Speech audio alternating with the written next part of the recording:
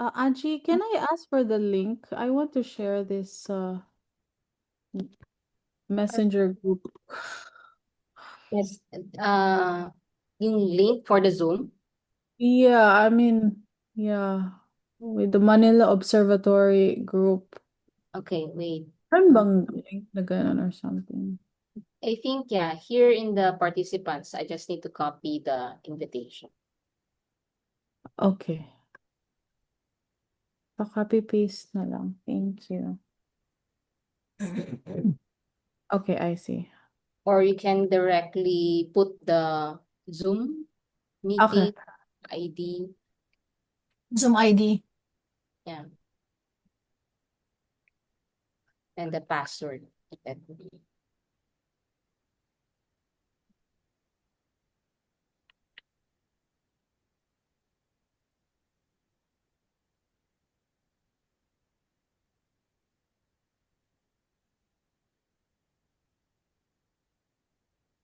Nilagay ko na rin ano. Okay.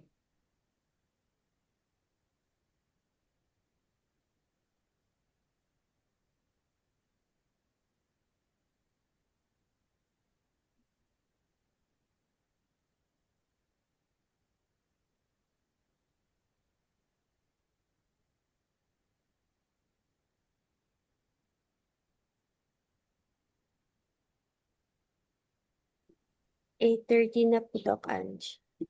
Yeah, let's wait mga 5 minutes. Ay po.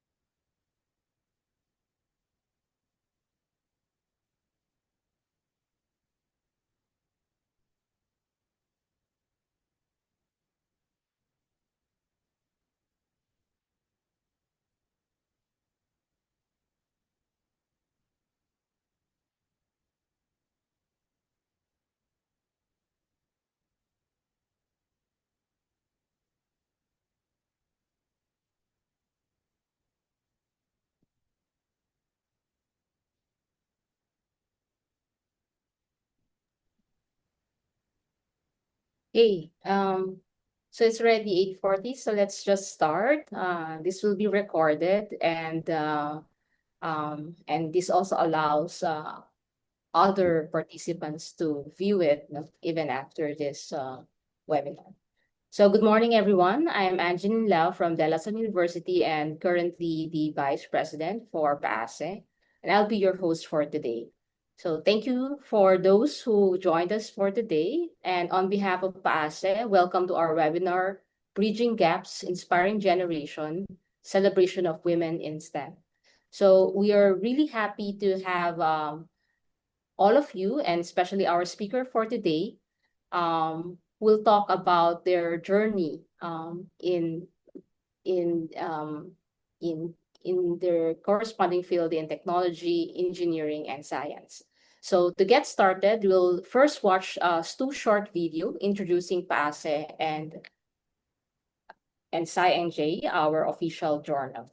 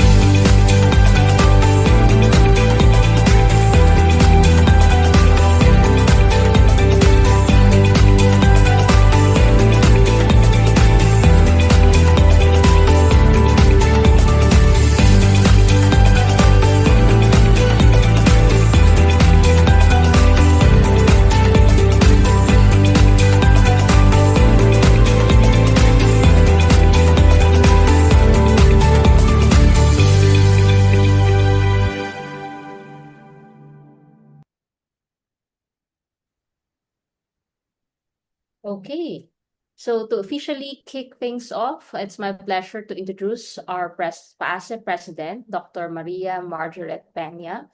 So Dr. Peña is a distinguished scientist and leader in the field of cancer biology. She is a faculty member of the University of South Carolina, where her research focuses on understanding the molecular mechanics of cancer and advancing potential therapeutic strategies.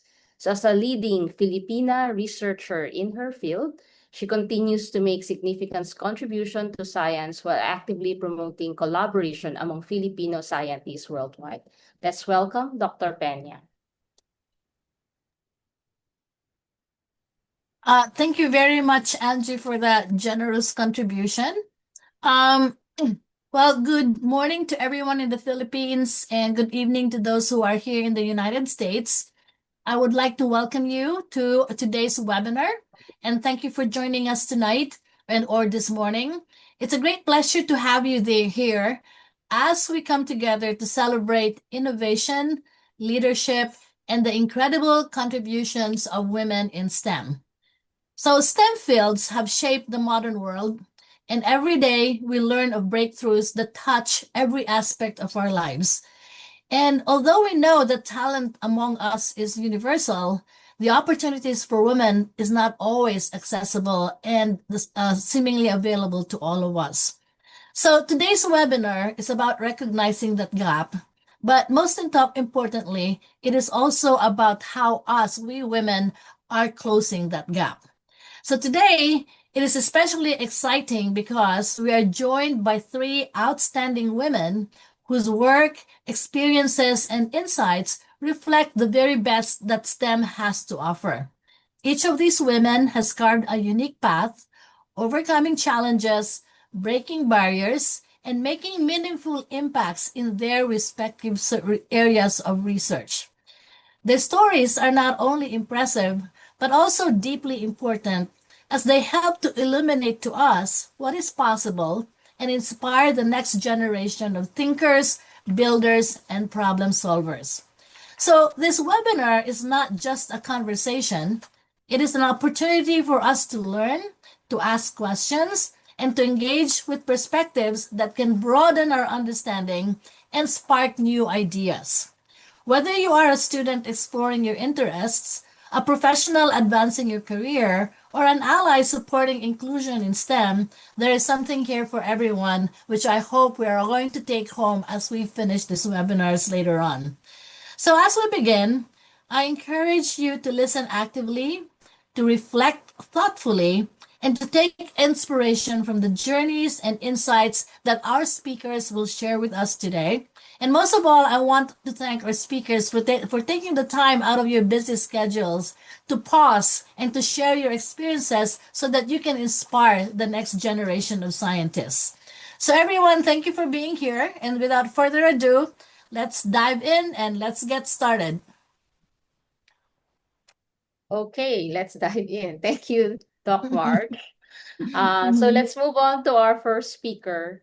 So we have Dr. Aileen Orbecido, a full professor in the Department of Chemical Engineering at De La Salle University. She earned her graduate degree from Hokkaido University in Japan. And since then, she joined DLSU and has led collaborations on numerous international and national research projects, especially focused on water and wastewater treatment, including environmental challenges such as acid mine drainage and carbon sequestration from industrial waste.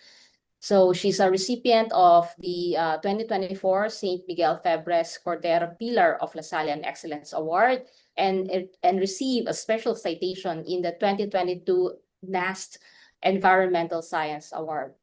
So I usually see Doc Aileen around our research common area. And she led like a huge team of engineers and science students, even science students and even College of Liberal Arts students to work on wastewater. So without further ado, let's please join me in welcoming Dr. Orbecido. Thank you, Angie. Let me share my screen and let me know if it's now visible in your end. not yet visible, but Okay, in thank you. presentation mode. There you go. Okay, thank you, Angie, for that nice introduction. Good morning, everyone, to those who are here in the Philippines, and good morning or good Good evening. evening. Nalilito na ako, Ma'am Marge. Good evening, Ma'am Marge, and to our colleagues in the US. So it is indeed an honor to share with you my journey in water and sustainability. So Angie, thanks for this invite. I really appreciate it. And I know we always see each other on campus, but never really had a chance to talk more than 5 minutes. So anyway, thanks again for giving this opportunity to share what I am doing and what our research group is doing. So maybe before I start with my next slide, may I ask if you go travel in the Philippines, if you go on vacation or go abroad for conferences and whatever, what would you normally observe? The reason why I'm asking is if say for example I'm a biologist, I would always hear, oh, that's Euphorbia posterrima. So those are different uh, type of what they call that scientific name of plants, and he would say, oh, okay, that's this kind of tree that does this and that and the advantages and disadvantages, and they would just endlessly talk about plants or anything related to their research. When I'm with a geologist, you would say, okay, this type of rock is like has a composition of like this is a laterite, this is a goethite type of minerals, and so on and so forth. So they would normally share um things that are really of their interest. So in my end, when I go travel, I would always take special interest on water. Okay, so like the photo in here, I would say, the presence of that water fountain that could be in the sidewalk means that there's abundant of water in the area, and that's of good quality, clean water. Also, if I could see a stream with discoloration in it, I would say, what could be the possible and guess no what could be the possible contaminant that is present in that river. Okay, and of course, even if the absence of it, so this one is a photo that I took earlier this year when I went, or our team went to Saudi Arabia, and the absence of water everywhere no is of course could be observed properly. And who wouldn't like lounging in a certain scenic spot, relaxing in front of a calm lake, and of course, having that dive in a serenity or endless or however you call that kind of pool, right? So this is this is my fascination. Now, when I go travel everywhere, I would take photos, endless of photos of water and anything in it. Now, when did it all started? My journey into water and sustainability. When I was taking my Bachelor of Science in Chemical Engineering in Los Baños, my undergraduate thesis focused on wastewater treatment. I remember until now, I would go to McDonald's, ask them to give me samples of course, prearranged, beforehand, of water to be treated. So I would bring that's wastewater. I would bring that to the laboratory and check and treat it and check the organic matter, the removal of it. Then it didn't stop there. I pursued master's and PhD. Okay, so this is in Hokkaido University in Japan. So my topic is on gray water treatment. So what is gray water? Pag sinabi natin gray water, actually, these are like everything from the household except the one coming from the toilet. So that includes wastewater from washing machine, from the kitchen. So yeah, you know, teaching, getting wastewater from the kitchen still continues during my master's and PhD. I would go to Shokodo, we call that the canteen in Japan, where I have to get samples of water, bring it to the lab, and then again, subject that to treatment. Okay, so that's where it all started. And then, of course, strengthen my knowledge on sustainability by taking diploma in sustainable science. Okay, so during these times, the struggle of going to those sites, to get samples is really It's really something, and that's like 2 decades of work already up to now. Okay. Now, I went back to the Philippines after finishing my master's and PhD in Japan and that kind of diploma. So I know, and I guess every one of you here knows, no, that we have a problem on water. Okay, water supply and specifically on wastewater. If you're gonna check the rivers that we have, Laguna Lake, Manila Bay, Boracay, not just those, just don't go far. Just go near, look, check for any body of water near you. And you could say that we have a problem on our water resources because of some potential discharge of untreated water. So when I came back, you know, I joined the industry to understand real world systems. So I joined GHD Makati. So GHD is a consulting firm that is actually that's an Australian consulting firm, and one of the teams focuses on the water aspect. So I became a process engineer, a water and wastewater treatment engineer, and I've been involved with different projects no, at GHD. So I handled a concept design and a feasibility study of a sewage treatment plant or wastewater treatment plant in Boracay Island. So, that's a controversial um, uh, matter, right? When we talk about the rehabilitation of Boracay.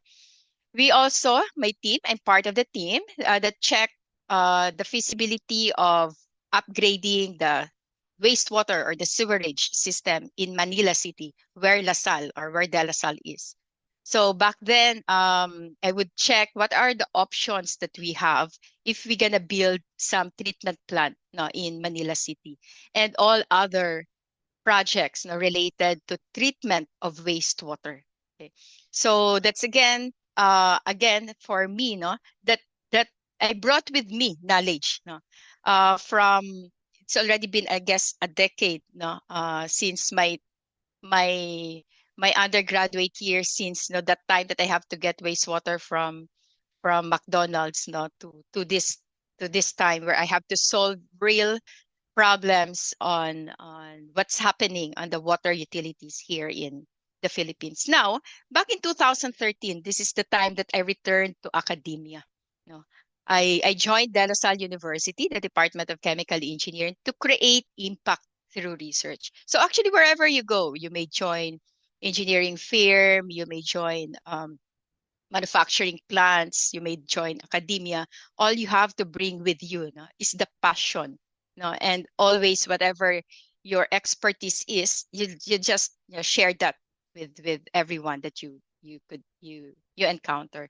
Now, while in La Salle, so it's 2013, no, full time. Back again in La Salle. So I've handled several projects as mentioned by Angie earlier. So I've dealt with several wastewater treatment plants or aspects on the sewage treatment plants in the Philippines. Well, wastewater, we are considering that as a resource in our group, not as a waste. So we are changing the paradigm that is wastewater just treated and discharged. So we have closed the loop no, when it comes to wastewater. We have to look at it as a resource, something that we could treat and recover some valuable resource on it. So for the wastewater, that's what we have been working on when it comes to domestic wastewater. These are wastewater coming from a household. We also have touched water resources in mining impacted communities. In the Philippines, we are like what's the top 5 and within the top 5 exporters of nickel as well as copper no, and other minerals. So you could hear several mining communities or mining industries in the Philippines. So we also have checked how we could solve or how we could impart our knowledge in that field. And of course, other than the usual problems that we have on water, on the wastewater aspect, our team also is checking other emerging contaminants. And when it comes to the Philippines, if other countries have been looking at emerging contaminants 30 years ago or decades ago, the Philippines is just like we're starting a few years ago. So I'm gonna share with you why we're a bit delayed on that aspect. And of course, other mining waste valorization. So those are, but my focus is really more on the water aspect. Now, allow me to share with you some specific projects, and I hope that we are making a difference in those communities that we have worked with.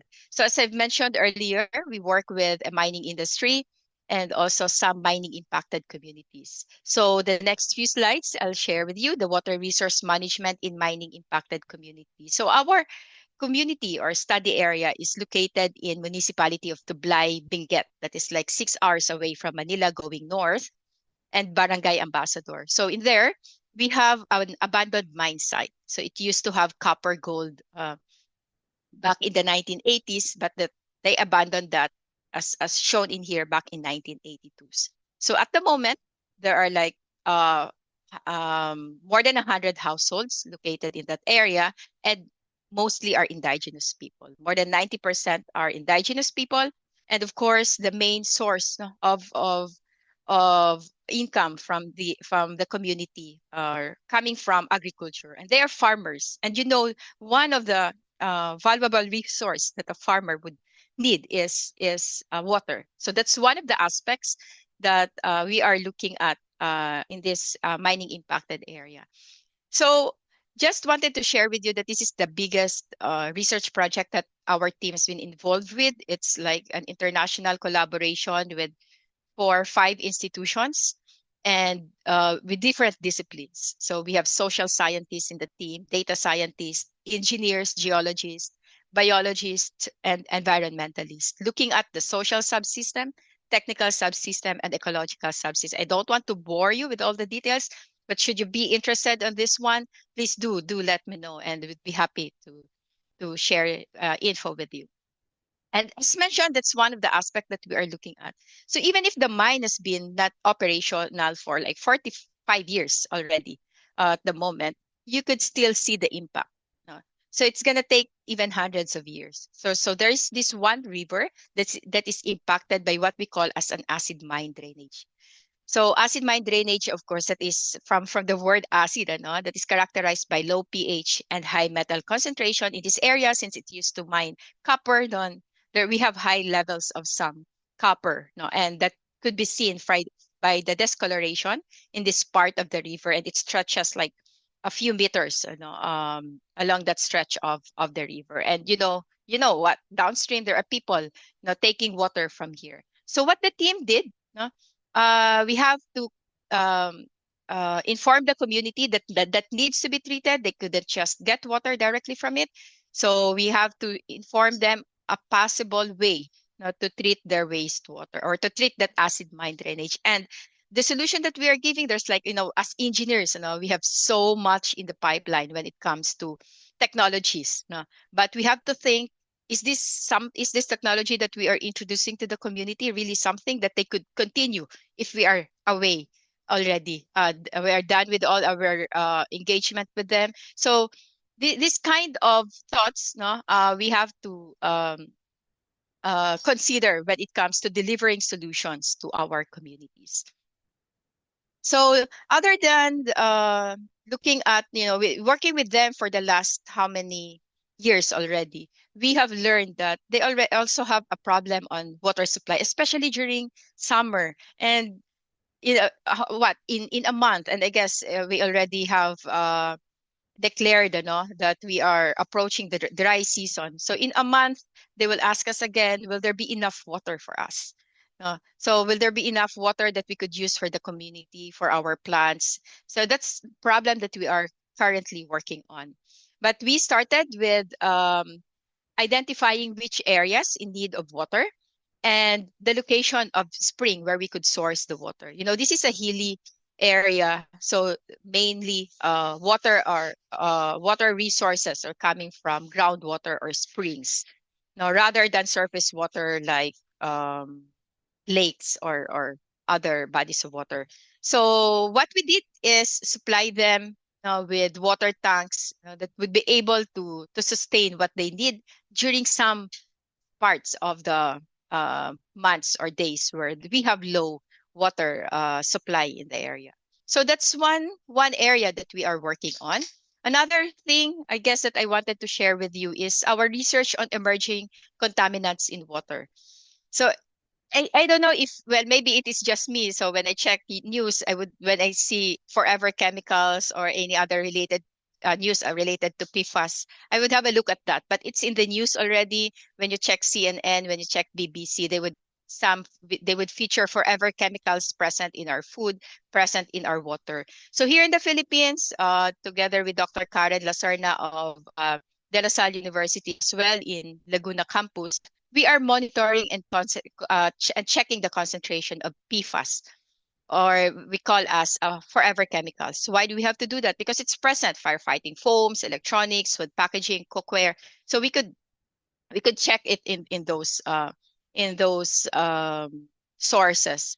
So of course, why do we have to check that one? Because it has been found out that it could uh, have impact on liver function, reduced birth weight, some would say cancer, and immune system effects. So this is one again of the emerging contaminants that we have to check in the water. So we are looking at it in the treatment system, in the water refilling station, and the bottled water. Okay, so another thing is in the rural areas, and that is, I guess, s- uh, one research field that we have been always working with. So we work with the local communities on how we could support them on the management of their household wastewater. So this one is again checking or introducing to them what would be the technologies that they could use when it comes to um, management of wastewater. So we have conducted workshops with the local government unit. We have introduced some system to universities and schools in rural areas, like in Mulanay, Quezon. And also, we try to introduce to them that wastewater, everything that's in it is not just waste. Now, we could recover something. We could recover some kind of a human waste derived fertilizer, or like a compost, and that is not new to some of you. So we could use that for application in different agricultural products. So yeah, those are the projects, no, that our team is looking at. Now, what are the key challenges and approach or solutions? This may not be um it may not be applicable to everyone, especially if we have a high school or undergraduate students in the room. But in the future, you may have to have a chance to go back to this video when you do your own research. But I've identified three key challenges. First is securing the grants. So it's hard. We have this problem in the water, but how will it get funded? Where will I get the budget? So that's one of the key challenges. And of course, what we have to look at is the priority areas of the different funding agencies. So we really had to sit down, okay, what DOST is prioritizing in terms of water, what DOST is prioritizing in terms of mining aspect, and that's where we would come in. So we have to check that one. Another key challenge is finding partners. So I have mentioned about mining industries. I have mentioned about water utilities. So we partner with Maynilad for quite some time already, and also with mining industries and local government units. Okay, so how did we come up? No, they are now our partners actually. No, they considered it's so heartwarming when we visit the communities now. They call us partners rather than intruders or collaborators. No? So what we started with looking for connections. That's the reality of life. So who are in this field? Who are the people that we know? Once we get the connection, we have to prove our worth and we maintain the credibility. And that's the work, that we have to do for us to be able to um, um, overcome that challenge. And of course, recently we had a chance to work with IP communities, or the indigenous people community. So, but now, I mean, that's at the moment we thought that's a key challenge. But what we need to do, what we need to share with them, that we just have to be honest with our intentions. Now that we have to go there to help them with their water problem, and so on and so forth, and we have to always communicate with them. Okay, so that's how we overcame these challenges that we have when it comes to dealing, with the social aspect of the project. Now, I only have, I guess, less than a minute, but allow me to introduce the team. So I'm part of a team known as the Waste and Resource Management Unit, which is under the Center for Engineering and Sustainable Development Research of De La Salle University. So our team is focusing on sustainable engineering and management solutions for waste and resources such as water, minerals, and energy. So that's why what I've just presented with you are the engagement of the team on the water aspect. So we also have other engagements on minerals and energy. So these are just some of the sampling, the field visits, the field works on different mine sites and sewerage facilities in the Philippines. Okay, so our team also, we're able to get funding from local or national and international funding agencies, collaborating locally, of course, to solve the problems that we have on the ground, and of course, the knowledge of our international collaborators and partners. Everyone is shown in here. So I'm gonna end my talk with this one. Pursue knowledge with purpose. However, it would start with your thesis in undergraduate. That's where I started with my interest in water. Build the right team and create innovations that improve lives. Okay, this is the lives of the community and protect our future. So thank you so much again. This is our team currently, and you can contact me if you have any questions. And again, that is my journey in water and sustainability. Thank you so much. Wow, thank you so much, Aileen. Now I get to know more about your research. Okay, for our next speaker, we have Dr. Mary Lai Salvaña, currently an assistant professor in statistics at the University of Connecticut. And she completed her PhD in statistics at King Abdullah University of Science and Technology, and previously held a postdoc position at University of Houston. And her research focused on extreme events, disaster, environmental statistics, and large-scale data science, contributing to better understanding and management of risk through advanced statistics method. So when I met Mary at APAMS last year, I was really like amazed when she told me about her journey, as a student in Saudi Arabia. And because she's from the other side of the campus, the Ateneo, I think we even have like discussion about the colors of our university and how she had never crossed, to our side of the campus. But I think we invited her last week to give a talk at the LSU. Although it's a webinar, but hopefully when she visited the Philippines, she can also cross to our side of the campus. So without further ado, let's welcome Dr. Salvaña. Thank you so much for that introduction. Let me just share my screen and make sure you can see it. Can you see it? Okay. So yeah, thank you so much, Doc Angie and Doc Marge, for the invitation. It's such an honor to be included in this list of amazing women. I'm still on my way to the level of Eileen and Mayan. So hopefully, and also Doc Marge and Doc Angie, but we'll try to get there. So I'm going to show you the research that I'm doing right now. I'm a statistician. I'm an assistant professor in statistics here at Connecticut, and I'm into modeling and computing probabilities of disasters. As you all know, Philippines has uh, first world problem in disasters. We have at least 30 typhoons a year. So this is where the motivation of this research is coming from. But this is the team. I lead the project and also this modeling.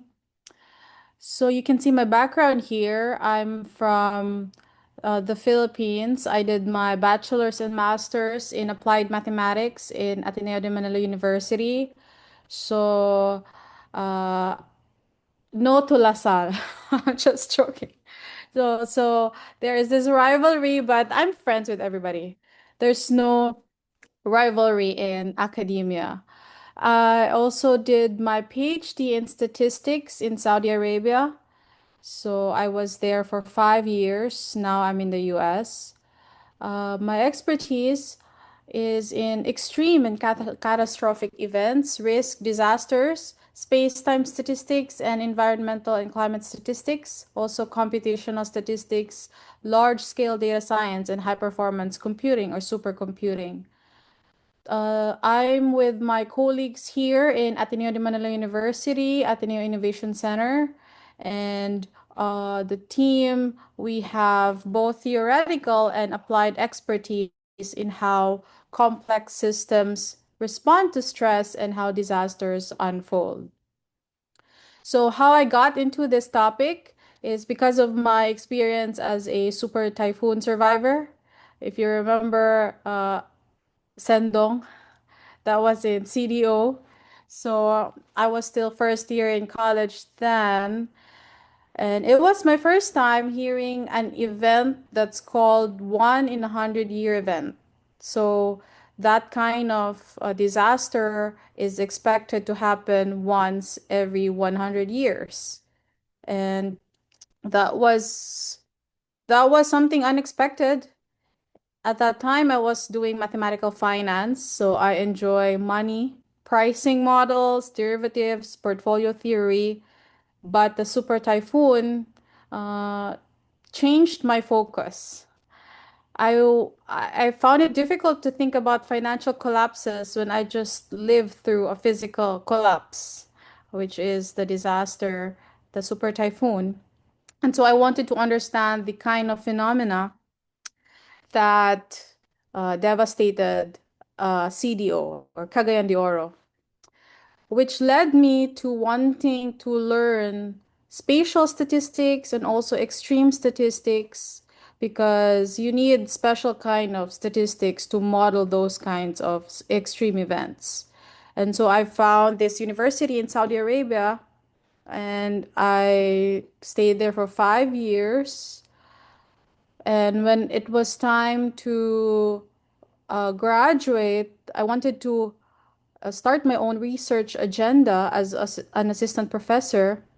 So I have to create my own research, and I wanted to merge the two passions that I have, which is spatial statistics and extreme statistics, and also money.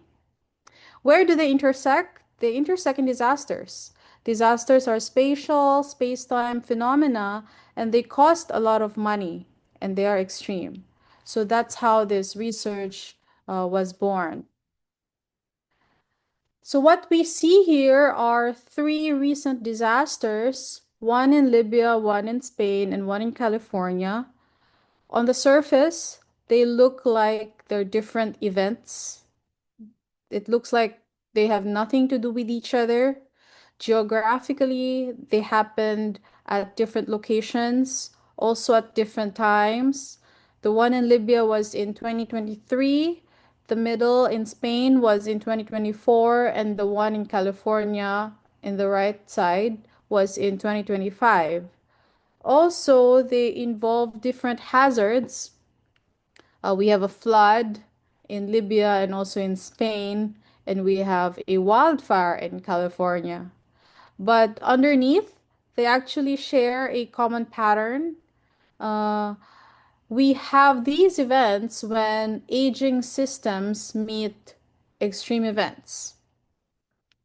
So together, these two components, aging systems and also hazards, extreme hazards like typhoon and wildfire, they make a dangerous combination. So you combine those two, you get a disaster. So what happened at each of these disasters in Libya? First, they underestimated the intensity of Storm Daniel. Then, in the middle of the storm, they realized that the dams that were built to protect the city, they were not going to hold or withstand. And it turns out this is because the dams had been neglected for so many years. And as a result, we have over 11,000 people died, uh, climate risk underestimated, and also cascading failures from natural to human disaster. We see the same pattern in Spain. The flood defenses that were supposed to protect the city did not work. Um, Poor coordination, communication failures, which then led to many casualties. The one in California was also very shocking. They discovered during the event that there were no water in the fire hydrants. The purpose of those fire hydrants was to supply water when there is fire. We had fire, no water. So this is why we have this disaster.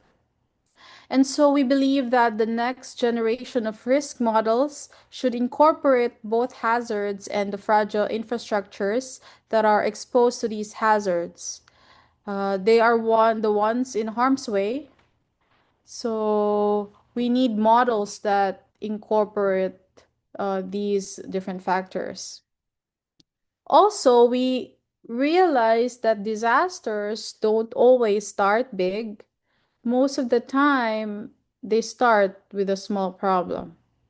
And if this small problem is not contained, then we have a full-blown disaster. We can see in this diagram how a single point of failure, when strategically located, can trigger cascading failures throughout the entire system. And we've seen this play out many times. There was this CrowdStrike software failure in the US. It paralyzed computer systems and grounded flights that affected many airports. Also, labor strikes in Germany. We feel it in the US. And if there is an extreme weather like rainfall, sometimes a lot of airports would shut down. So the core idea behind the SOC model that I will show you is that small shocks can get amplified if the system is already very fragile.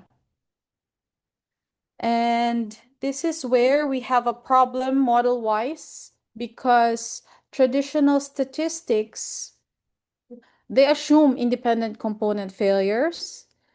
They assume Gaussian distribution, and that means that the probability of extreme events is very close to zero. They assume linear cause and effect relationship. So if, for example, a cargo ship gets stuck, only that ship is stuck, not the global economy. And failures are rare and predictable.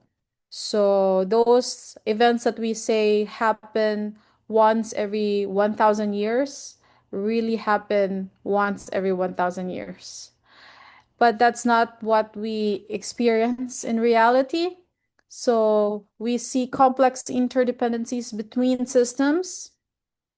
A software bug can become an air traffic crisis. We have heavy-tailed power law distributed failure sizes. The probabilities of extreme events are actually bigger or higher than the normal distribution would suggest. And we see nonlinear cascading dynamics.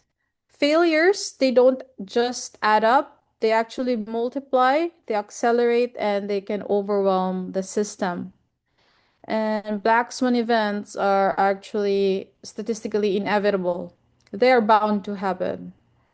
Therefore, we need a new statistical framework to properly compute probabilities. So if none of those methods work, what can work? We have this concept called self-organized criticality. It is a concept from physics and complexity science, and it tells us that natural systems or complex systems naturally evolve toward a critical state. What does this mean? This is a state where small shocks or small perturbations can become a full-blown disaster.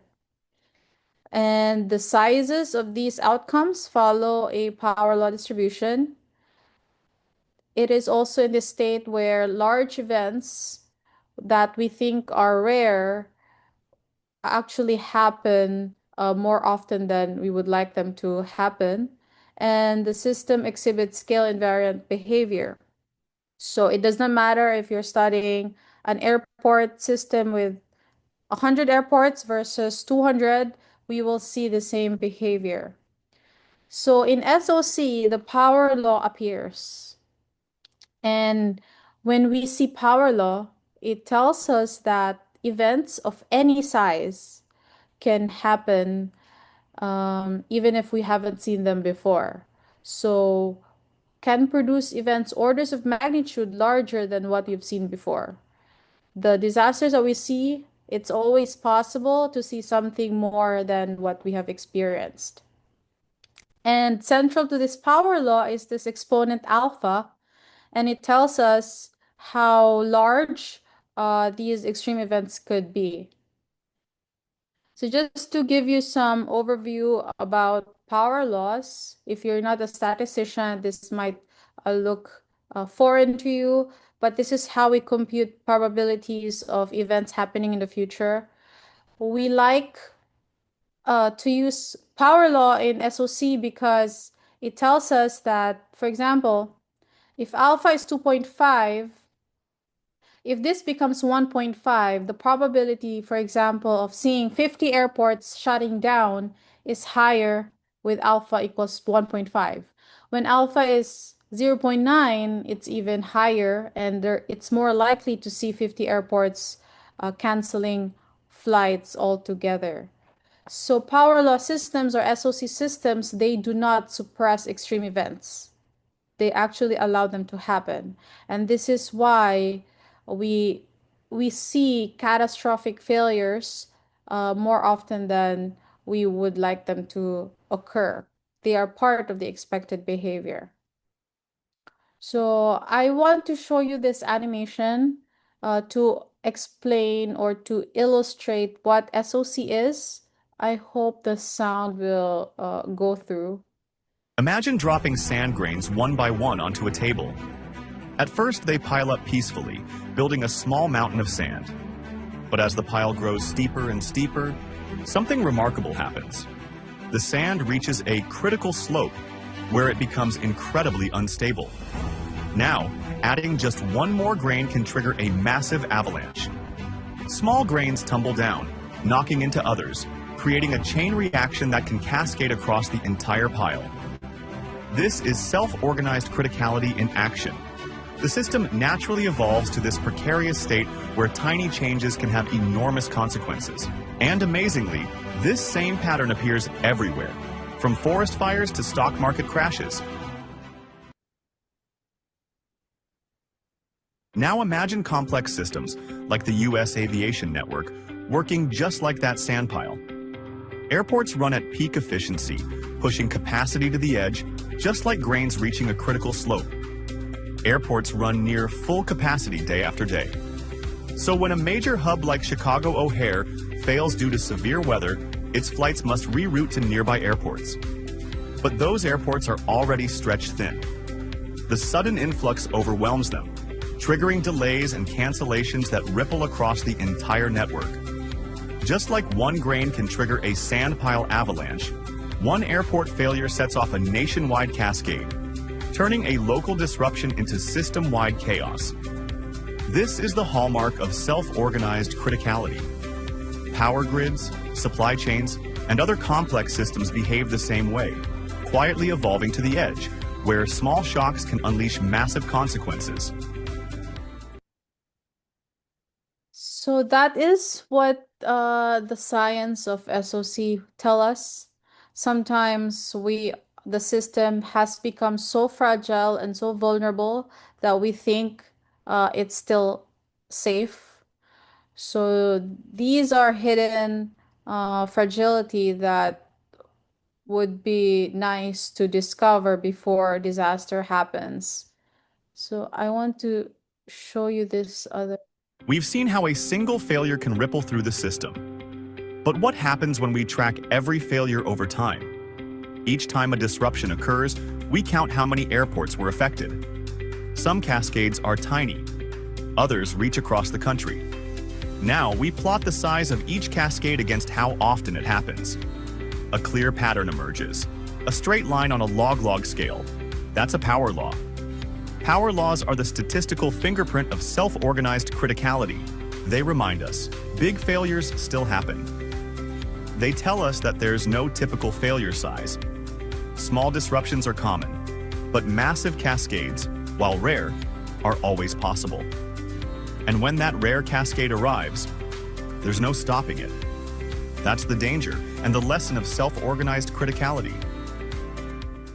So the lesson that we can get from SOC is that understanding fragility is the first step toward resilience. And I think we can learn a lot from SOC with how we prepare with disasters in the Philippines. So we need to understand how fragile we are in order to not be that vulnerable to any like disasters like typhoons and other natural events. We use the power law exponent to predict this Texas power grid crisis in 2021. And as you can see, this is the Feb 2021 crisis. Prior to Feb 2021, the alpha value has been consistently going down. So what this tells us is if grid operators had tracked alpha, the power law exponent, they might have seen fragility building, allowing preemptive action before full collapse. So this was a $200 billion disaster and affecting 4.5 million homes. I'm not sure. Do you know how much time I have left? I did not. 5 minutes or less? Do you know? Around 5, yeah. 5. Okay. So we also used it to demonstrate its predictive capability in the Florida power grid. And as you can see, before the hurricanes, the power law exponents have already crossed the critical threshold. So sustained drops in alpha provide a quantitative signal to detect vulnerability.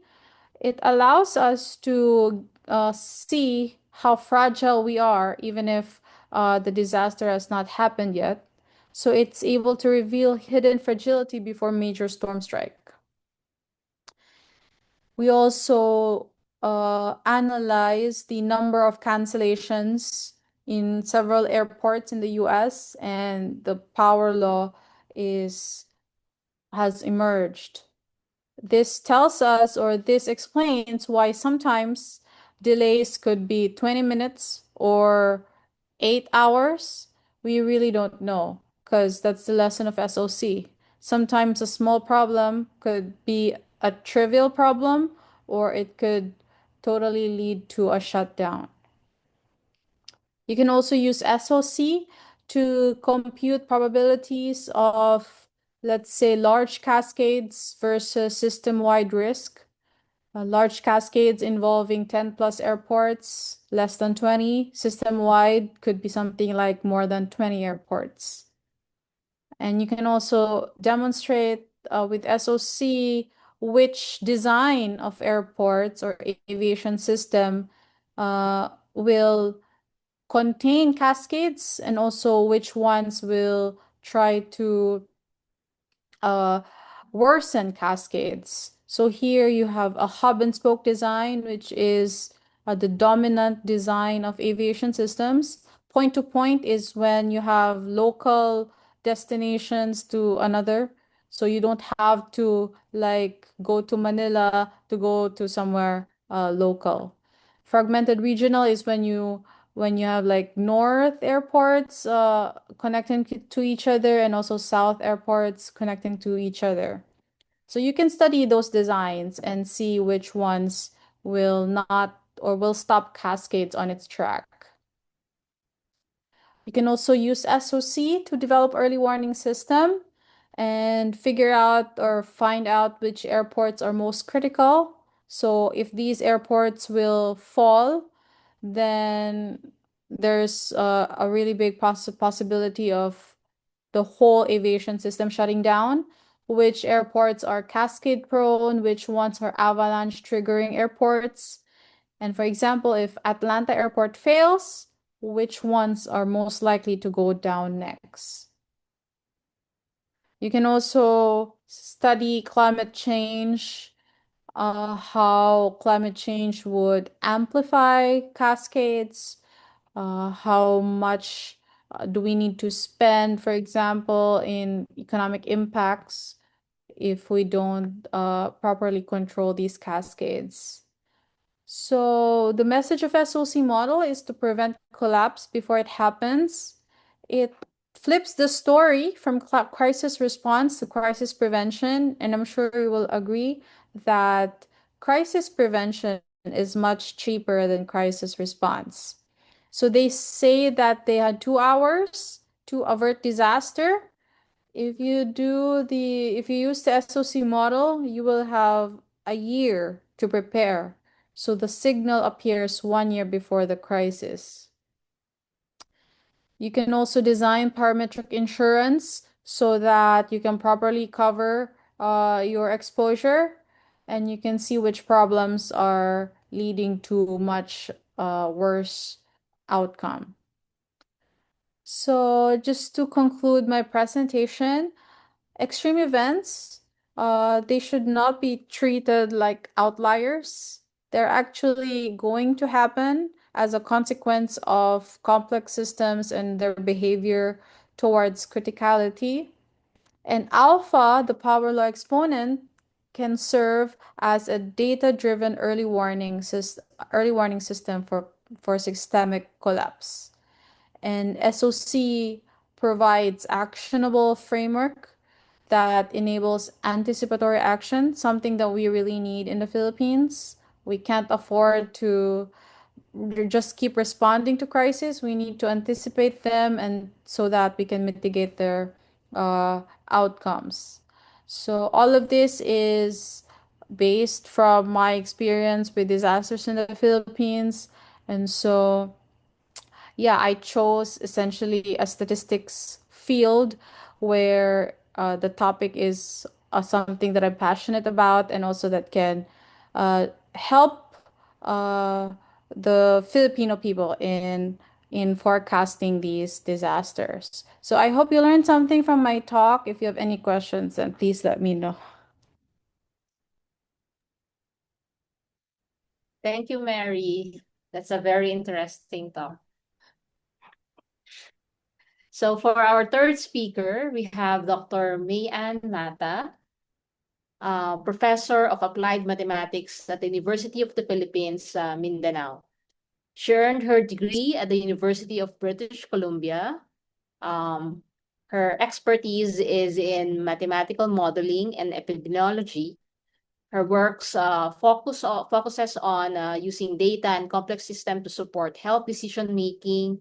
She is the founding director of the Mindanao Center of Disease Watch and Analytics, and she's a multi-awarded researcher, and one of the recent prestigious award that she received is the 2025 Outstanding Young Scientist in Mathematics for NAS. I know Mayang from the Philippine Society of Mathematical Biology because we both work on mathematical biology. But since I met her, she had gone a long, long way, no? And all of her work really contributed, or she tries to ensure that her work will benefit the community that she is serving. Without further ado, let's all welcome Dr. Mata. Wow. Thank you for that very kind introduction, Angie. And to the organizers of this event, now the PAASE team, led by President March, thank you so much for this opportunity to be part of this meaningful gathering, especially that we are here to celebrate the Women's Month. And we've just heard from the two brilliant women speakers who shared their research journey, their work, their contribution and impact that they are making in their respective fields. But for my part, I'd like to do this presentation a little differently. Today, I want to share with you a story, one that began with a simple decision to help during a public health crisis. It is a personal journey of how I navigated the path or my path as a woman working in data-driven public health.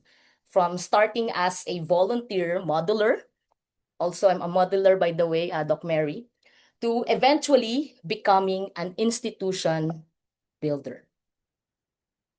Now, in 2020, when everything changed almost overnight because of COVID-19 pandemic, if I'm being completely honest, I was not planning to build a research center. At that time, I typically say, ako ay isang hamak na mathematician lamang. I was simply a mathematician who wanted to help in the middle of a crisis. And we already know what happened during the pandemic, right? Like everything felt uncertain, cases were rising, information was evolving, and decisions has to be made quickly. And interestingly, I found myself working with health data.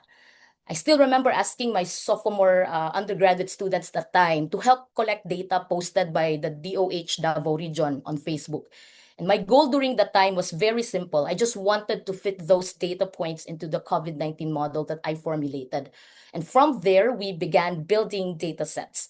We also visualized this using geospatial tools. And at that time, we didn't have our GIS yet kasi expensive. So we used a free GIS software, QGIS, to map projected weekly and cumulative cases at the barangay level in Davao City. And of course, I shared these outputs on Facebook, not for recognition, but because I just felt this responsibility to make the data understandable and useful for people during a time of uncertainty.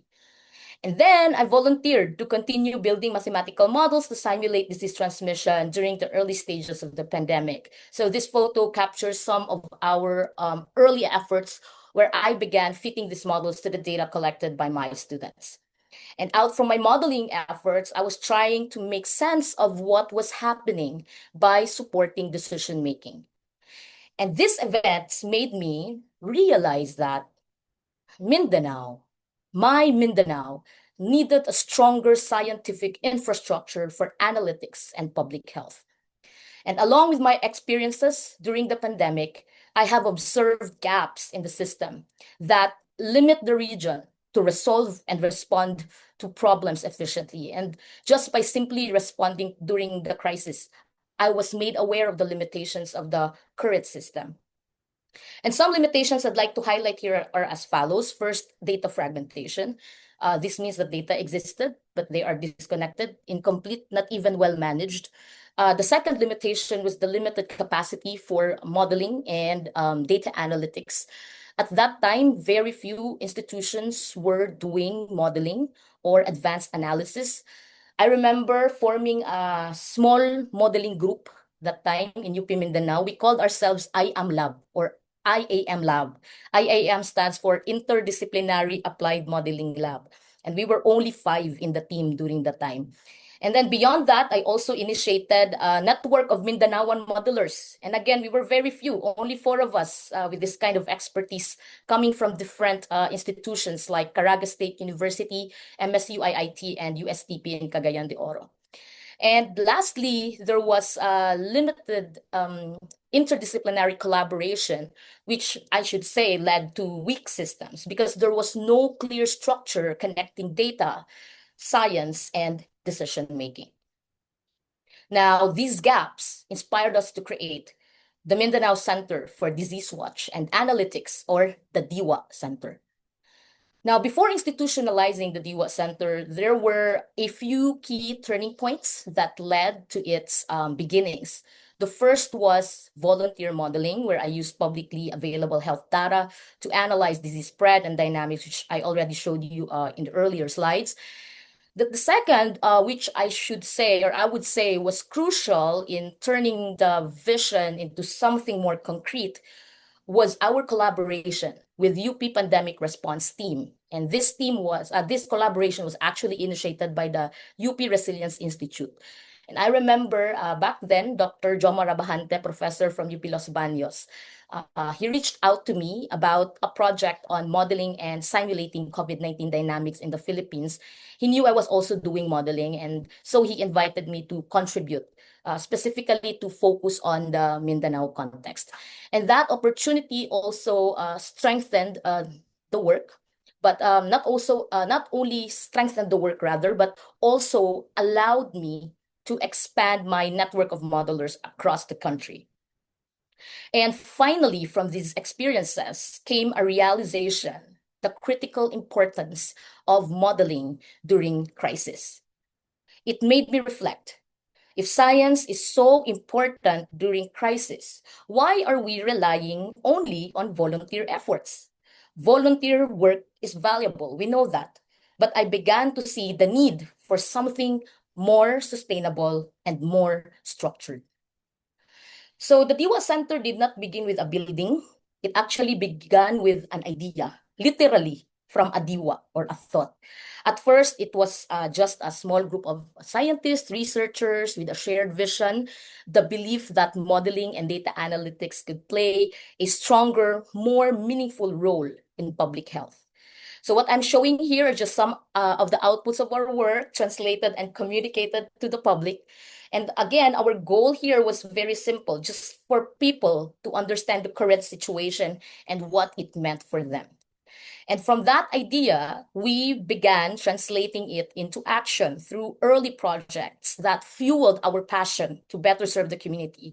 Earlier, we heard Doc Aileen mention the word passion. It's really true. That's the only thing that keeps you going.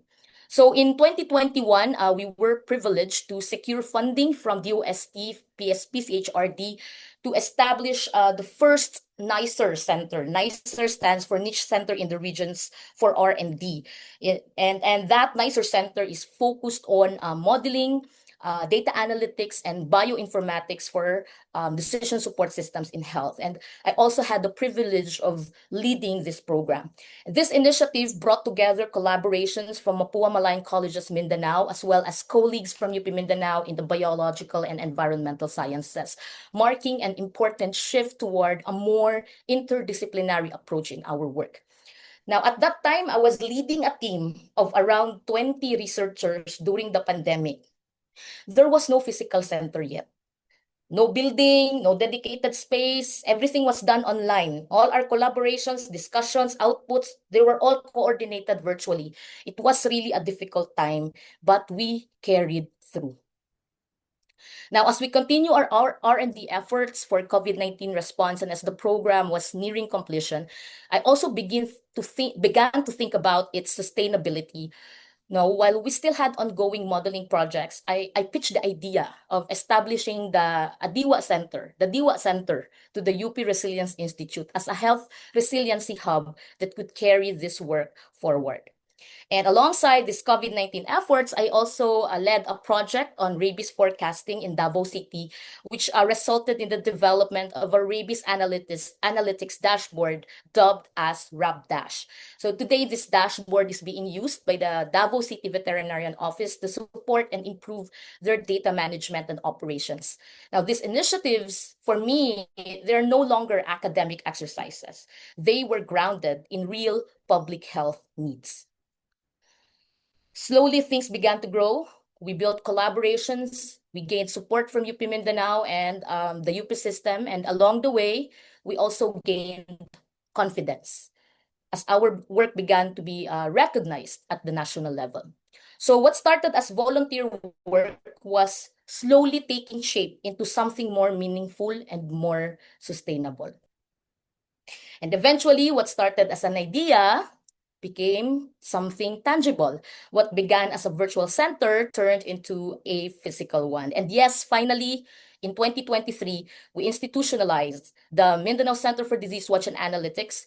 And as a matter of fact, just this year, February 20, during the 31st anniversary of UP Mindanao, we inaugurated our building made from prefabricated container vans.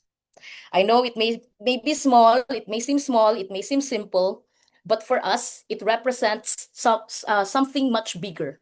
It is actually a statement that we are here to stay, that despite the bureaucratic challenges, uncertainties, even delays in funding, I tell you, I had experience where my personal salary got delayed for 7 months.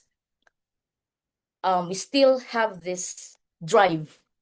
We want to keep staying. We want to continue our work because our intention is clear. We want to remain in the region to serve and to keep solving real world problems that matter.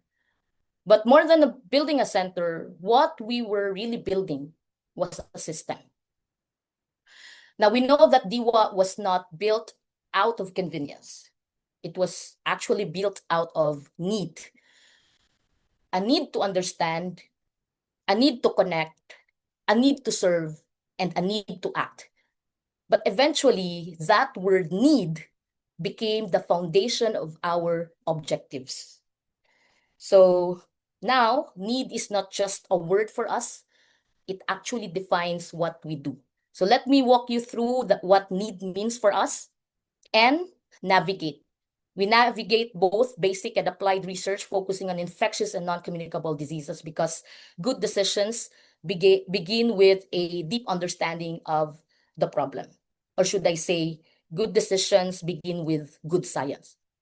E, educate. We educate Filipinos through capacity building initiatives. Pasensya na, I have to mention Filipinos, napaka-makabayan talaga. Kasi yun yung kailangan. So educating Filipinos through capacity building initiatives and by developing disease-specific information materials because knowledge should not stay within institutions. It should reach the people. E, engage. We engage with stakeholders and serve as technical experts and collaborators, supporting evidence-based decision-making because data becomes meaningful when it informs action. And D, device, where we design user-friendly, disease-specific decision support systems, leveraging on emerging technologies, especially to strengthen health resilience. Because solutions must be both accessible and actionable. Now, at the foundation of the DIWA Center are 4 pillars, each anchored in knowledge. And why knowledge? Because knowledge is powerful. Sabi nga ni Ka Ernie Baron, ano yun sabi niya? If my knowledge, my power. And when knowledge is used with purpose, it becomes a force that guides, informs, and transforms. These are the enduring values that shape what we do as a research center.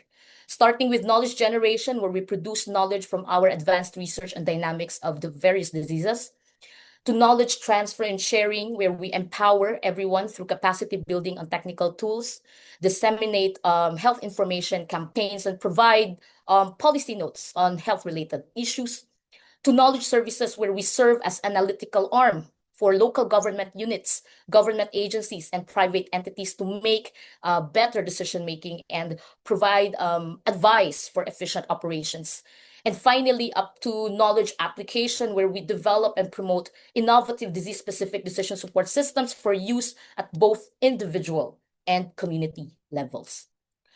So, to embody these principles, the center is, by the way, composed of brilliant minds from Mindanao, working towards shared goals. The center has 4 divisions, and each of these divisions is aligned with every pillar that I mentioned earlier. So, for example, we have the R&D division for knowledge generation, tech dev for knowledge application, linkages for knowledge transfer and sharing, and operations management team for knowledge services. And along the way, something else happened, something I did not plan, but I'm very proud of. Majority of the personnel in DIWA Center are women. And these women lead programs, they coordinate with stakeholders and data sources, they drive analytics and public health initiatives, which showcase the capabilities of women in data-driven public health. And at the center is the leadership team, starting with me as the center director, and alongside with me are these 4 women, each leading their respective divisions. And by the way, they are all proud alumni of UP Mindanao, strong, capable leaders who continue to drive the work of the center forward. And under their leadership is a team of like-minded individuals, all committed to serving the community. And though the team is predominantly composed of women, it is rich in diversity. And you know what? This matters because empowering women in STEM is not just about representation. It is also about enabling voices that shape decisions. It's also about creating systems that serve people. And along this journey, as mentioned earlier, I was also honored to be recognized as an outstanding young scientist last year by NAST. But more than the recognition itself, this made me reflect on something deeper. That when young women see scientists who look like them, leading research and building institutions, the idea of becoming a scientist becomes more real. And that, for me, is what truly matters. Because this is not just about individual success. It is also about opening pathways for others to see that they belong in this space too. So today, DIWA sits at the intersection of data, analytics, and public health. We turn data into insights. We use modeling to understand disease dynamics and support decision-making. And to give you a glimpse of what that looks like in practice, let me share with you an institutional video of the center. Health data can often become scattered or unused, but at the DIWA Center, we turn that data. Hold on, can you actually hear it? I have to share computer sound first, okay. Yes, we can hear. Okay, hold on. Health data can often become scattered or unused, but at the DIWA Center, we turn that data into dashboards and applications that can save lives. We are the Mindanao Center for Disease Watch and Analytics.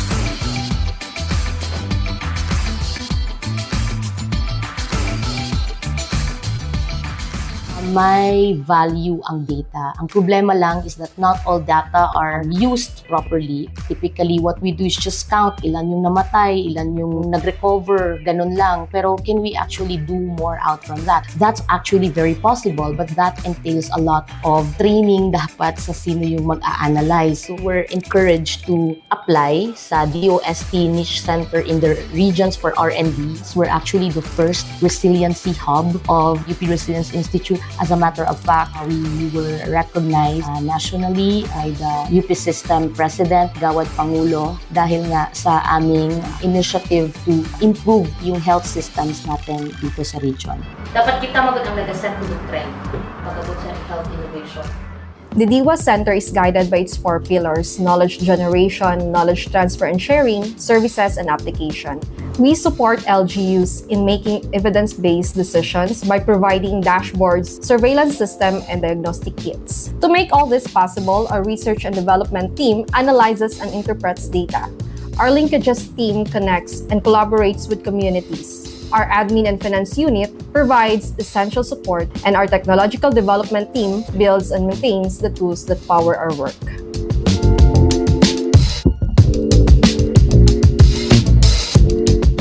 The DIWA app is an all-in-one public health dashboard that lets LGUs track diseases like dengue, leptospirosis, and tuberculosis in one place, with features such as disease news maps, case trends, forecasts, spatiotemporal maps, and chatbot for quick, data-driven answers. We also continue developing RAB-DC, a rabies dashboard for Davao City, to more accurately identify hotspots and to help them better target their vaccination efforts. Next year, we are very fortunate to implement 7 projects. These include improving of the DIWA app to support data-driven decisions in health offices, several rabies and dog population projects, Napuntay theoretical study using Wolbachia to help block dengue transmission. Another one is citywide assessment of digital readiness in barangay and health centers. And lastly, the development of an intelligent referral system to enable smoother patient transfers between facilities. Through all these projects, we really aim DIAS Center to strengthen public health, enhance data-driven decision-making, and support a healthier and more connected Davao City. DIWA Center po, may pa-follow up lang po sana kami sa CityFed. Through collaboration, we make sure DIWA Center's innovation reach communities, inform decisions, and create meaningful impact across Mindanao. One moment that really stayed with us was when we trained the City Veterinarian's Office to use the RAB-DC. Seeing our partners like CVO use our tools to improve their operations and seeing our interns directly contribute to these initiatives, that's when it truly clicked for us. Our work is not just about building systems, it's about enabling better decisions that protect communities. The team's deep understanding of the region's health needs, their interdisciplinary expertise, and their strong network, health practitioners, and international collaborators make them a uniquely valuable partner.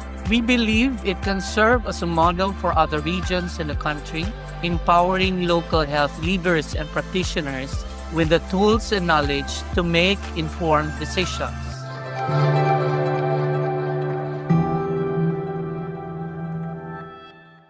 UP Mindanao is proud of Mindanao Disease Watch Analytics, or DIWA, because of its accomplishment for the past years in transforming data into powerful tools for decision making. And it's going to play a vital role in the institution. As you know, the institution has three major pillars: education, research, and public service. And we believe that DIWA will play an important role in strengthening these pillars. I am deeply proud that this initiative was born and continues to thrive here in Mindanao, where the challenges are real, but the courage and creativity of our people are boundless. As we look to the future, I hope DIWA continues to lead the way towards a health-resilient Philippines, where science empowers communities and where data becomes a bridge to understanding and compassion. From data to decisions, we provide sustainable solutions through data analytics, one data at a time. Yes. Okay.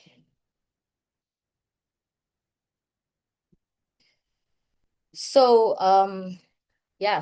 if there is one thing I've learned now from this journey, it is this, that leadership does not always begin with a title. Sometimes it begins with the willingness to offer your expertise, especially when the society needs it most. And moreover, empowering women in STEM is really not just about increasing their numbers. It is about building environments where women can lead initiatives, develop systems, and drive solutions to real-world challenges. And for women in STEM, I want to emphasize this. You are not limited to contributing to systems. As a matter of fact, you can build them, you can lead them, and you can shape them. And this is what that looks like. Now, this photo was taken last year during the Gawad Pangula Award of the UP system, where the work of the DIWA Center was recognized. But again, more than the award, this moment is a reflection of what happens when women in STEM choose to build, choose to lead, and choose to shape systems. Because when we do, we don't just bridge gaps, but we create new possibilities, especially for the next generation. So I think you already have seen that at the heart of everything that I've shared today is DIWA. That in DIWA, we have data and innovation. We use data to understand problems and innovation to respond to real needs. But more importantly, in DIWA, aside from data and innovation, we also have women in analytics. Women who are not just contributing, but building, leading, and shaping systems. And my hope is that more women will see this and will step forward and realize that they can do the same. So as I end, I would like to leave you with these lines from the book of Proverbs. She's clothed with strength and dignity. She can laugh at the days to come. May we continue to be women who lead with strength, serve with purpose, and face the future with faith. Daghang salamat sa inyong tanan.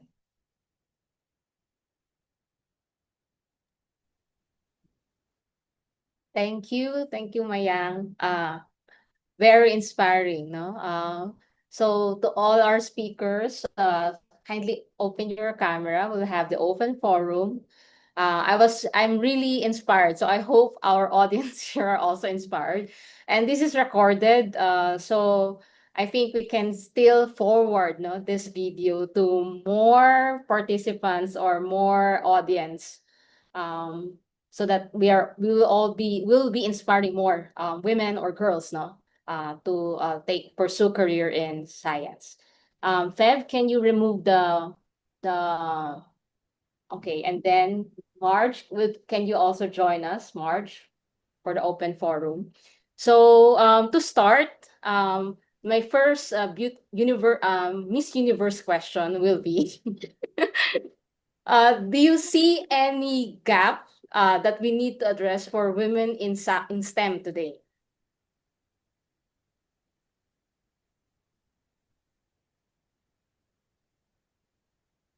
Who wants to answer first?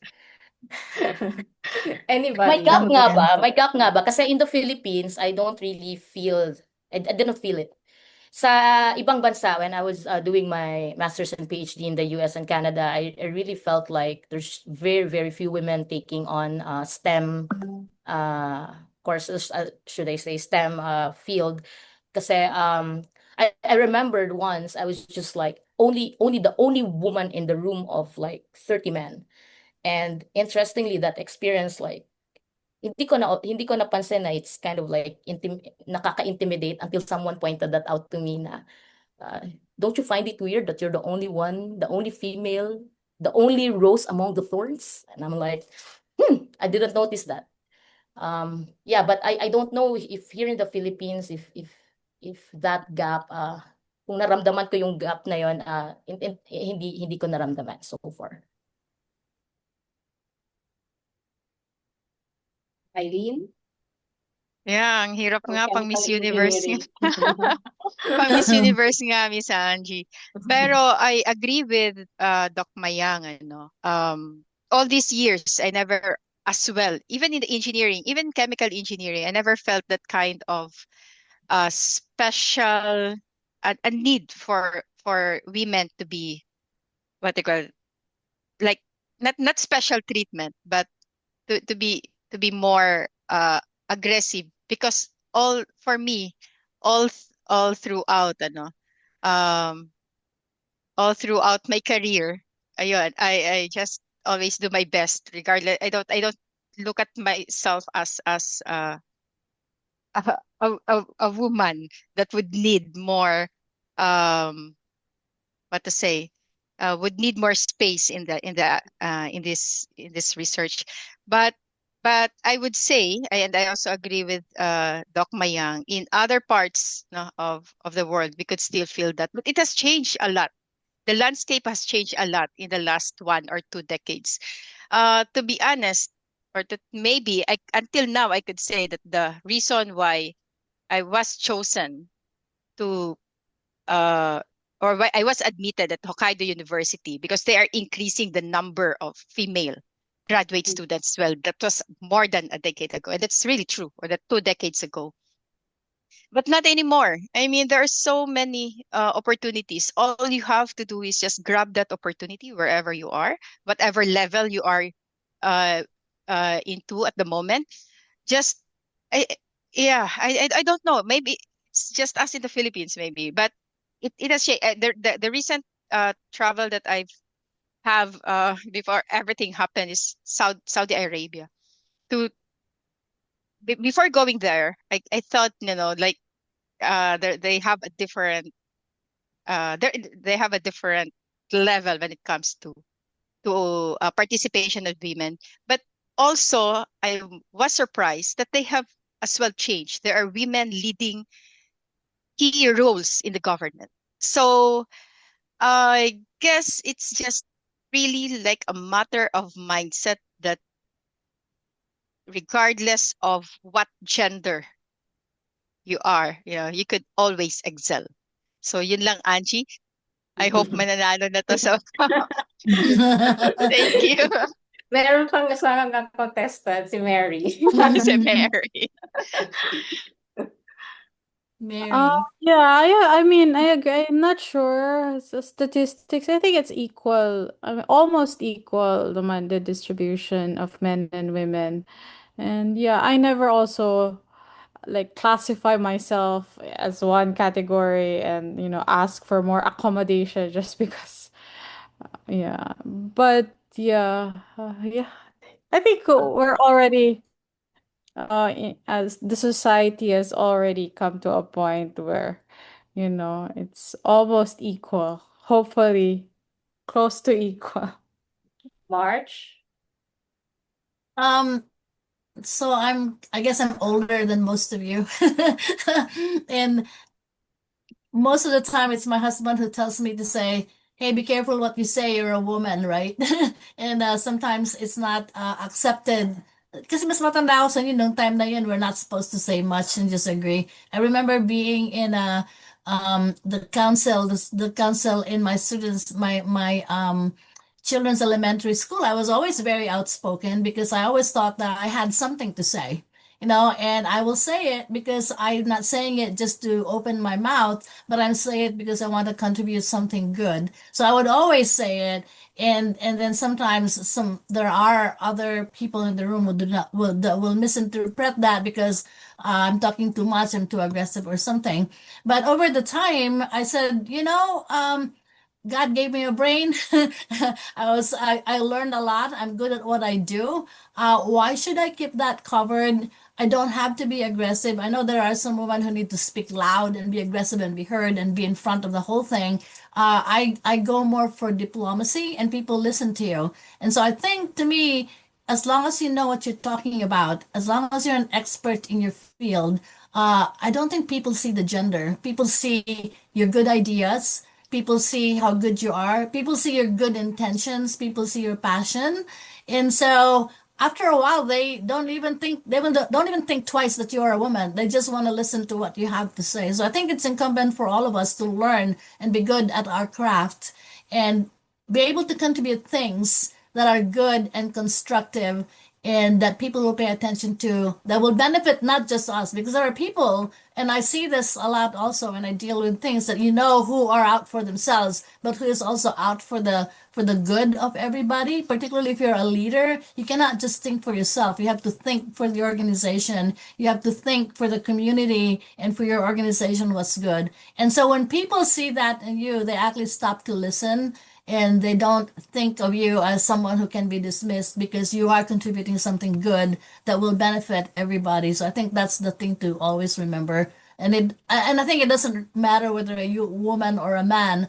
That's what will make you become part of the whole structure, I think, and make you successful as well as everybody else successful. I always believe that if you're leading a group, as a leader, your role is to find the good qualities of the people that you're leading and you let them shine, because if you let them shine then you also shine and the whole organization shines. And so I was very impressed also with May's thing that she didn't do it by design, but it ended up that women are leading the four different branches of DIWA, and it wasn't planned that way, it just happened that way, and that's the best way to make it happen.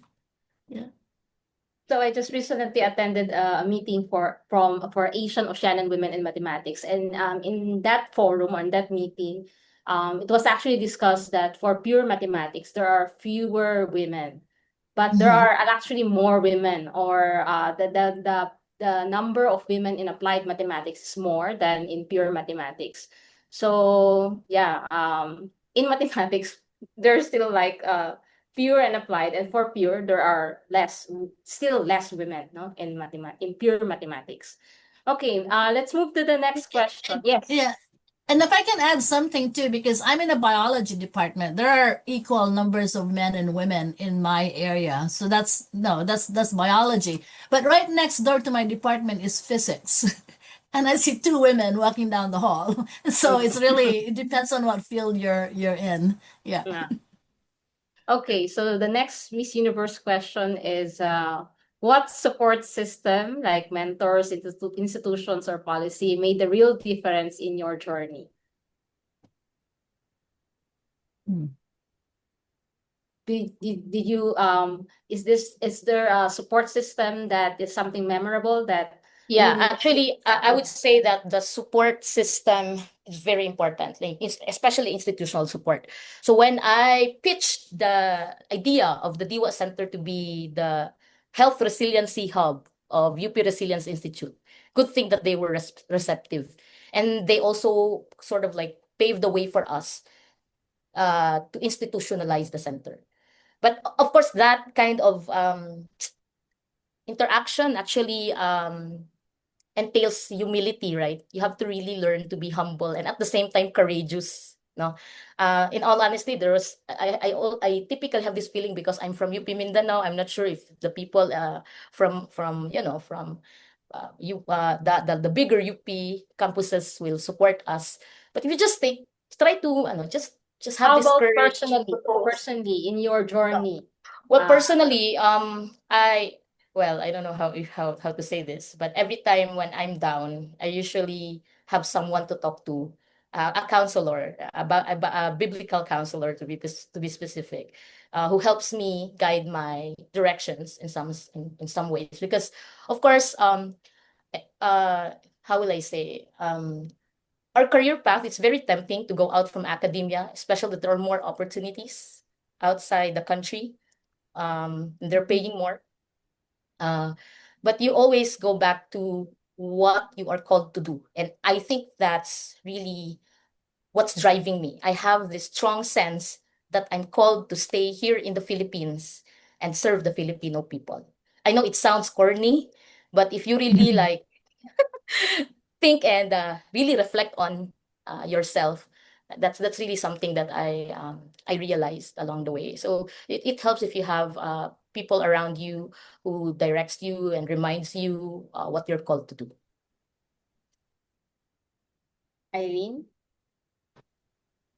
Yeah. Okay. So, well, I'll start siguro pag pagdating ko ng Lasal.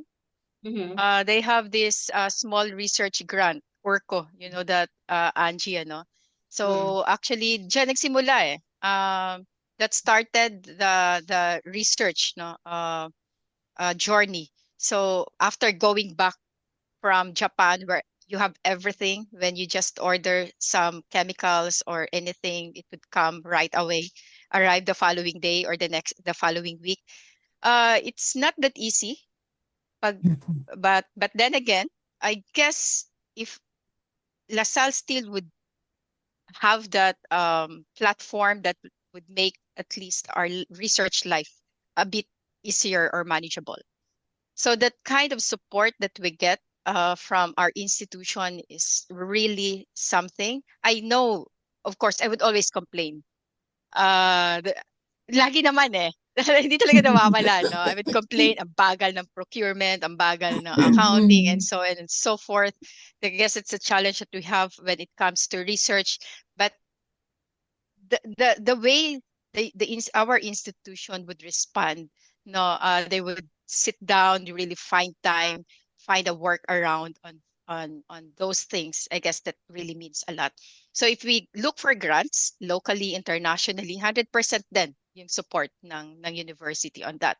If we need to publish in open access journal, if we need to present our papers in international, there's like everything. All you need to do again is just do your job, okay? Seek for support, and there will always be a workaround on whatever you need. So that's I'm always be grateful for that. Yeah. Thanks, Angie. So I see Aileen kasi around, and then most of the people, like the faculty that I know, are all collaborated with Aileen. So imagine how big is their lab now. Mary? Oh, okay. So mentor, I have a mentor, and I'm not sure. I think he's watching the live stream over Facebook right now. He is Dr. Greg Tangonan. He is the research director of the Ateneo Innovation Center in Ateneo de Manila University. So I met him when I was still doing my master's in Ateneo, and for me, I'm really an applied mathematics person and a statistician, so I like number crunching and modeling. He really taught me how to think like physics based. So things that happen, there's some laws behind it. And so that was my motivation. Also in my PhD, I was in that mindset of physics-based statistical models, because it's not like extreme events happen out of nowhere. So there's really some physics behind it. So he's an applied physicist. So that's why, and he works with disasters in the Philippines. So yeah, he really guides a lot of he puts into perspective why models that I make are useful for society. So yeah, he's my mentor and I learn a lot from him. March, you would like to add on? So I have a lot of admiration for women who do well, but they're still not, I don't have to say it, not full of themselves. They really care for other people. And I have a term for them. I call them my sunshine women. So, because when you think of them, it seems that the world is bright, the sun is shining, no matter how discouraged you are, and you just think about them. And actually, the original Sunshine Woman was actually Edsel, my husband Edsel is a statistician, and his wife. His advisor is Miles Hollander, and his wife's name is Glee Hollander, and she was one of those women who never finished college, but was always surrounded by other people who had PhDs and all these degrees around them, but it never faced her, and she was always positive about everything. And then eventually, she went back to school and got her own PhD in psychology and became one of those women who help other women. And so I just look at her, and she was much older than me, but she would be rollerblading down the road and doing all kinds of things. And I just like, here's this woman who doesn't care what people say, but she just does what is good. And then also my advisor's wife, my PhD advisor's wife, Anne, was also my second sunshine woman. And she also had a PhD. And she had this two-body problem where her husband got a faculty position, and she was just as brilliant a scientist as he was, but it was very hard to find positions back then for a husband and wife in the same university. But she persevered and started her own career and defined her own life after that. And so watching them made me realize that no matter what the hardships come, there's always something you can do to make your life useful. And so I've had a very unusual career in that I didn't go the one track. I kept making turns in my career. I had kids, and then I went to PhD, and then I went to postdoc, and it was never planned, but everything worked out fine. And I was telling this to one of my colleagues as a postdoc, and he goes, "Oh my God, the story of your life, you just threaded the needle at the right time in the right place." And somehow I ended up with the career that I have.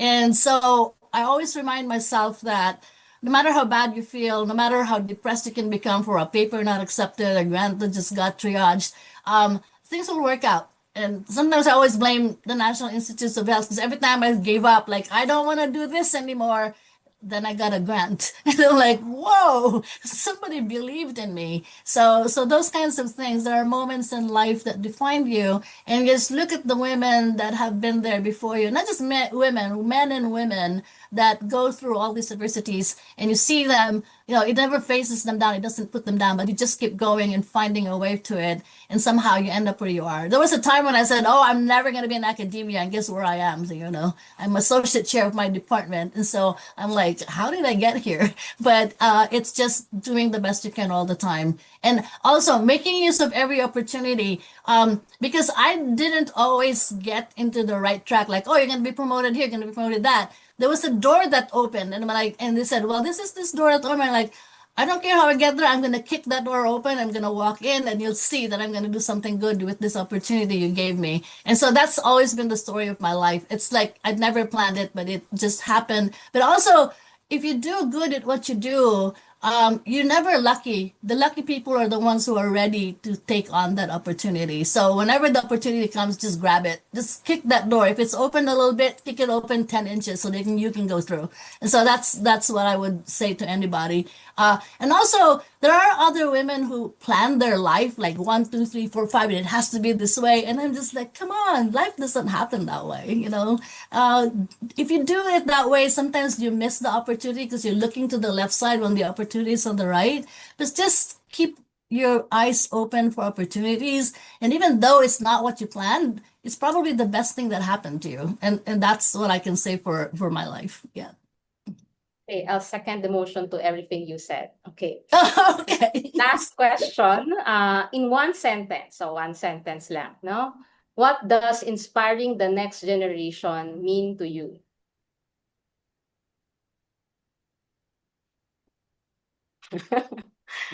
Last sentence na yan. Last question na yan. What does inspiring the next generation mean to you? Can I say it first? Yes, sure. It means stepping aside when there's a better person than you. Oh, especially okay. if it's a younger person. How about the others?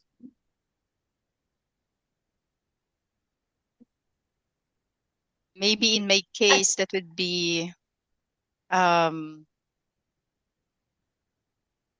more, future water engineer or scientist, dedicating their lives to protect this very limited or important resource. I think for me, inspiring the next generation means helping them believe that they can make a real difference. Yeah. I think for me, don't You're still be young, Mary. So yung youngest. for me and my for me, I think it's don't be afraid or apologize to pursue solving wicked problems. So there's still so many challenges and problems out there that's looking for solutions. Ako naman ay trying to make myself visible and give like good example, be a good role model to the next generation. Again, thank you. So stay be spotlight. I will just distribute the certificate and then quick closing reflection, and then we'll have the group picture. So for the audience, please stay with us for the group picture. So Bev, can you share the certificate? Okay. I'd like to present the certificate of appreciation to Dr. Aileen Orbecido for serving as our speaker at the celebration of Women in STEM with the theme Bridging Gaps, Inspiring Generation, held on March 27, 2026, signed by the President of PAASE, Dr. Marge Peña, and myself. Thank you, Doc Aileen. Next. Thank you. Same certificate of appreciation presented to Dr. Mary Lai Salvaña for serving as our speaker at the celebration of Women in STEM. Thank you, Mary. Thank you. Next certificate of appreciation presented to Dr. Mayan Mata for serving as our speaker at the celebration of Women in STEM with the theme Bridging Gap, Inspiring Generation, held on March 27, 2026. Thank you, Mayan. Daghang salamat, Angie. Okay, so for the quick closing remarks, or mainly it's a closing reflection. So thank you again to our speakers for it's really very inspiring. So kahit na matanda na ako, no? I'm still inspired, no? From the young, from the senior, and from people of my same age group. So if there's one thing that really stood out, no, from all the talks that are given, it's the importance of passion. So it was mentioned in all the talks, passion, being truly passionate about what we do. And our speakers remind us that their journeys were not just about building careers, no? So it's about also using their knowledge and skills to address real world problems. So all of their works are applied, no, really to real world, and you can see that. And we also heard a strong and shared commitment to serving the community. Okay, all their works has some impact to the community. It has social impact. And they make sure that science and technology that they develop are not only innovative, but also relevant, inclusive, and impactful. Okay. And importantly, they emphasize sustainability, no? So all the talks, they also, there's sustainable, no? Sustainability in as a keyword, no, in their talk. And this tells us that the work we do should not just solve problems today, but continue to create meaningful change, no, for the future, no, for the future. So that's the gap that they are bridging for us, no, for the future, no. So as we move forward, perhaps that's something we can all carry with us to pursue our work with passion, to serve with purpose, and to build solutions that are sustainable and lasting. So thank you again, and we hope that we learned something and we were able to inspire, no, most of you. Definitely, I'm inspired by our speakers for today. Okay, thank you again. I'll remove the spotlight and then we'll have the group picture. So kindly open your camera if you want to be included in the photo opportunity, with our speakers. I also want to acknowledge Ma'am Esther Garcia, Ma'am, one of our inspiring leaders of PAASE. Hi, how are you? Welcome po, Ma'am. Thanks for coming. Thank you for joining us for the celebration for women in STEM. So kindly open your camera.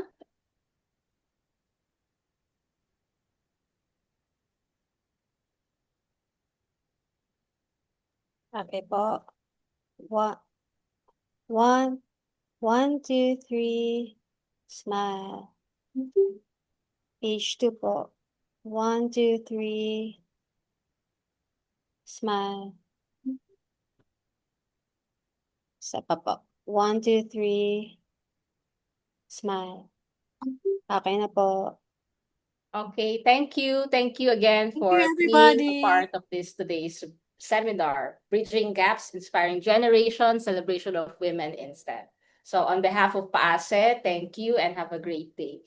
So by the way, meron pala our activities, upcoming events. So just a promotion. So we have our meeting and symposium, annual meeting and symposium from May 28 to 29 at Las Casas. So if you're available, please join us. I know the gasoline price is now expensive, but this will be fun. We have a lot of very interesting plenary speakers, and it's a annual gathering where people will be there, and we will also have like mentoring sessions so that you get to meet some of the researchers, and maybe you find your new collaborators in that meeting. So again, thank you very much, and until our next webinar. Thank you. Thank you, everyone. Thank you, Bye. Mayan, Aileen, Thank you. Mary. Yeah, thank you so much. Ingat kayong lahat. Ingat, ingat. Thank you to all the audience for joining. Salamat, Angie. God bless you all. Bye-bye. Thank you. Nice to meet you, Mayan, and nasaan na si Aileen? Just call me Mayang po. Mayang na lang po. Mayang. Okay, Mayang. Actually, Magkita na kita tayo, Mayang. Kita-kita lang pa rin, ma'am. Yung first PAASE ni Mayang ay sa Century Park. Kung saan sa Century Hotel. Century Park Hotel. Oo. Nag-attend ka? Opo. Yes. Bigyan ako nag-talk last time. Nag-rap pa nga siya sa plenary session. Huwag ka maingay sa aking hidden talent. Okay. Maya,